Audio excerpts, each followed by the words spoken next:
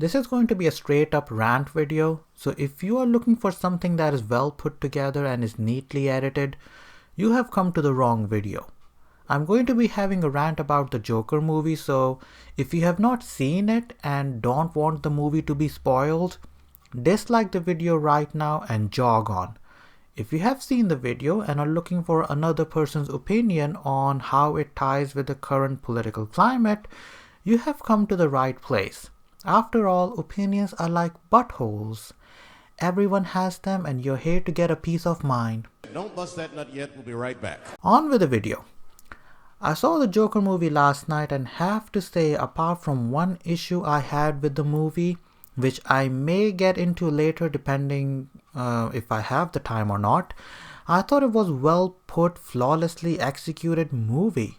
The performance was top notch. The direction was brilliant and the pacing was perfect.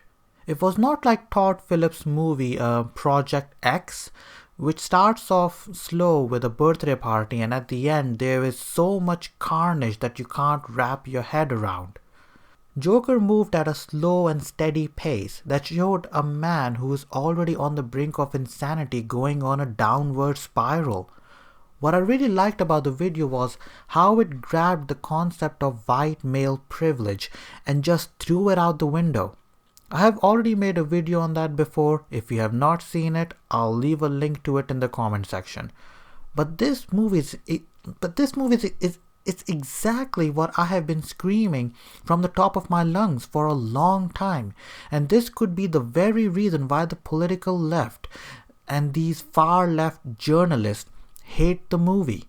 Let's take a look at the whole white male privilege ideology that the left seems so obsessed with perpetuating. According to the left, if you are a cisgendered white male, you have a privilege in society that grants you a better life. You will land a better job. You have less chance of being mugged. You have a better life compared to other marginalized groups. It's a silly belief that pushes the narrative, which can only be reworded as if you don't have what you want in life, instead of making yourself better, simply blame the other person because they are straight, male, and they are white. White male, you're a fucking white male, white man, you're a fucking white man. It's a terrible ideology to push because it doesn't empower the marginalized people, but it creates a division among people. So we are no longer pushing for equal opportunity for all, we are pushing for equal outcome for all, which doesn't work really because it ends up creating more segregation than equality, because then people will be denied jobs when they really deserve it, and people will end up getting jobs based on their sexual orientation, based on their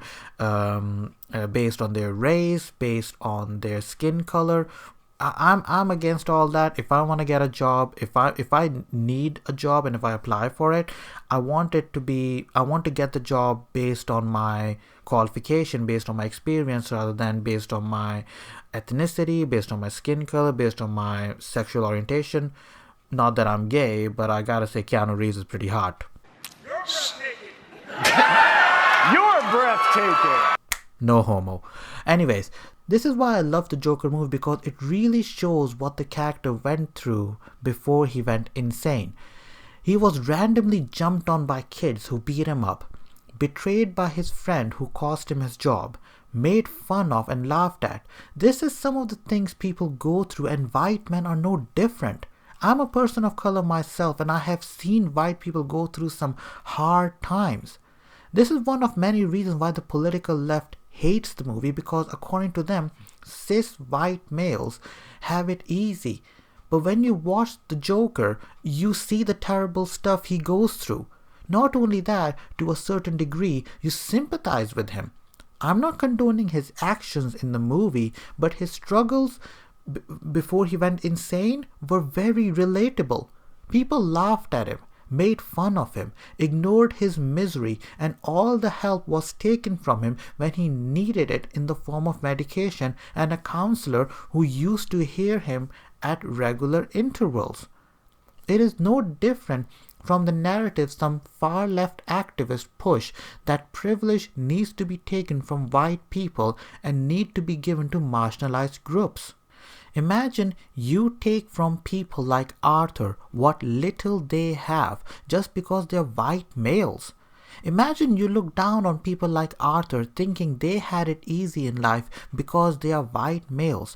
But what the left doesn't realize the struggles and hardships they go through. The left doesn't want to sympathize with white men because according to them, orange man bad and white males are the reason why the orange man is elected as a president to begin with. No, some white men just want to live their life peacefully, make it through the day, provide for their loved ones, and the last thing they want in life is to be told that they have a privilege when they don't have any. Arthur is trying his best to provide the best he could for his mother. He is living and working in a hostile environment. He's mocked for his medical condition. Honestly, when I was watching this, I thought to myself, the left-wing media really doesn't want to discuss men's mental health. Suicide rate of men is higher when compared to women, and on top of that they are told that they have some sort of privilege just because they're straight white males. And finally, we have a movie that deals with men's mental health issues, and the left-wing media is losing their mind. Sometimes I really think that the left really doesn't want to talk about men's mental health issues, because if they did, they will not like the fact that a lot of issues men face in society is because of the political left. The whole believe women at all cost mentality that led to so many men being wrongfully convicted of rape and publicly shamed, being told that they have privilege when they don't, it is just messed up. I'm going to have to end this video here. There are a lot of points I wanted to touch upon, but let's be real here. YouTube is going to derank the video, and if you came across the video and made it this far, then it really is a miracle. And frankly speaking, I'm not going to go above and beyond researching for a subject matter for a video only for it to be deranked because YouTube's algorithm detected a few words that it deemed unsuitable for general viewing. But if you did make it this far, be sure to rate the video. Follow me on social media, links will be in the description box below, and if you really liked my hot take, subscribe to my channel because it will only make my voice louder, my channel stronger, and my dick harder. Peace out, people, and stay awesome.